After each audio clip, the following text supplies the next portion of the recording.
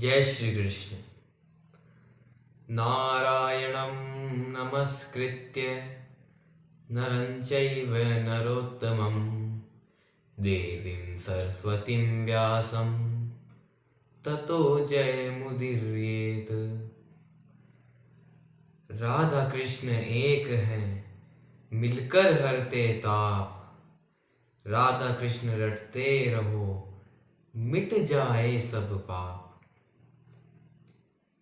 तब मनु ब्रह्मा जी को प्रणाम कर बोलते हैं, आप हमारे पिता हैं, हम आपकी क्या सेवा करें। तब ब्रह्मा जी बोले, सतपुत्र का यही लक्षण है कि वे अपनी पिता की आज्ञा का पालन करें। मात पिता गुरु प्रभ के बानी, बिनहि विचार कहिए शुभ जानी। माता, पिता, गुरु और ईश्वर की वाणी को बिना विचार करे शुभ मानकर ही उस पर अमल करना चाहिए, उस पर आगे बढ़ना चाहिए। तब ब्रह्मा उन्हें सृष्टि करने की आज्ञा देते हैं और साथ ही पृथ्वी का शासन और भगवान की भक्ति करने को भी कहते हैं। किंतु उस समय पृथ्वी जल में डूबी हुई थी। तब ब्रह्मा जी भगवान का चिंतन करने लगते हैं। तब उनकी नासिका से एक अंगूठे के समान वराह रूप में निकले। भगवान उनकी नासिका से वराह रूप में निकले और क्षण भर में ही वे हाथी के बराबर हो गए।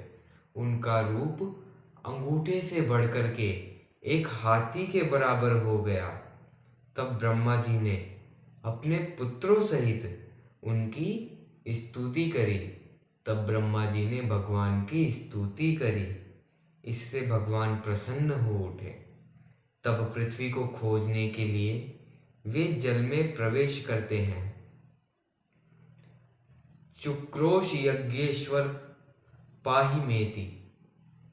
तब भगवान ने पृथ्वी को दांत पर उठा लिया।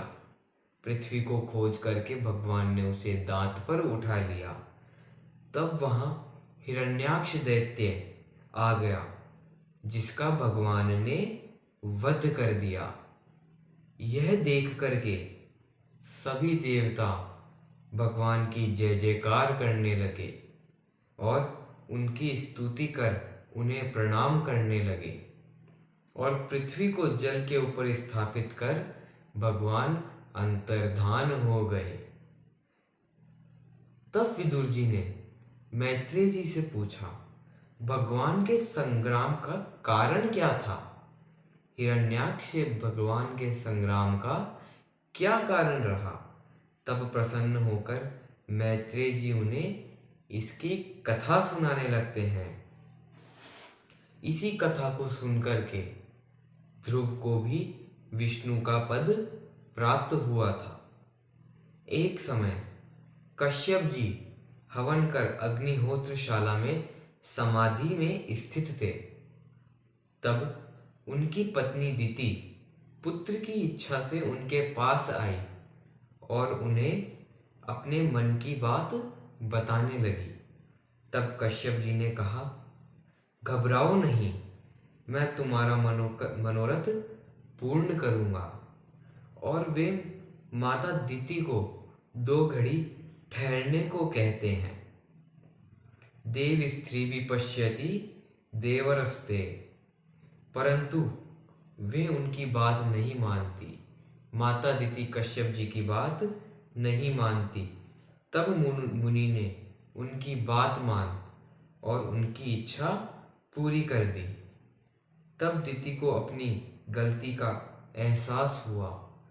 उन्हें उसका पश्चाताप होने लगा और वे मुनि से क्षमा मांगने लगी।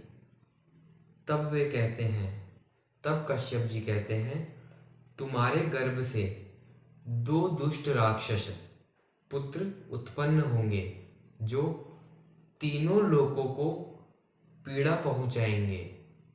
तब भगवान अवतार लेकर के उनका वध करेंगे और तुम्हारा पौत्र बड़ा ही धार्मिक और भगवान का अनन्य भक्त होगा।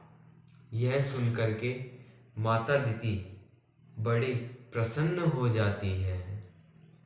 श्रीमन नारायण नारायण नारायण भजमन नारायण नारायण नारायण।